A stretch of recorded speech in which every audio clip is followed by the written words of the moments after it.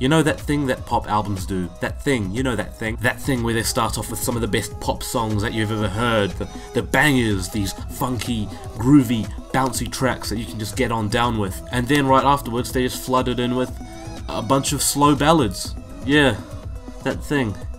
It's pretty annoying, isn't it? Not that I've necessarily ever been a fan of Toro y Moi, but when he hits his stride with that summery aquatic swimming pool sound of his, he can put out a decent pop song. I personally love causes of this, but if I were to compare it to this new one that he's just dropped, it would be a bit unfair. That album goes swish swish, and this new one goes swang. Outer Peace bops into funky house grooves, or at least it does in its best moments. The first 3 tracks are blissfully fun and colourful, and make me want to buy a big straw hat and then put it on, and then take it off and wave it around happily. Near the end we get this wonderfully strange track, Who Am I, that gradually becomes more fun the further it goes along, and coupled with the song fading, it might be my favourite thing he's ever done to date. I can see it become a bit annoying for some people, but I'm not some people, am I? I'm me, and me like this. What does the rest of the album do? Not something that I'm totally into, unfortunately. I guess if you're into slow synthesizer ballads with bubbly vocal effects, thanks to a slather of auto-tune, then you can enjoy this. But not only does this ill-advised tempo change in the middle section of the album kill the mood like laxatives in the punch at a school disco, but I don't think that these moments are that well implemented either. Monte Carlo has this very irritating synthesizer sound that Chaz Bundick and Wet wanted to toy around with, and it carries on for most of the track and sounds volatile, out of place, and awkwardly vulnerable like a naked pensioner in the middle of a paintball arena. Then I realized, wait, that's not a synthesizer, that's the main vocal. I don't want to return to that track. I think New House nails the slow ballad thing more than any other song on this album. It sounds smoother and nicer, but that's only a marginal compliment considering I'm ruling that one out of any subsequent listens to the favourites on this album. I'm taking the first 3 in track 8, consider this one a 5 out of 10, and the rest can stay in the chili bin.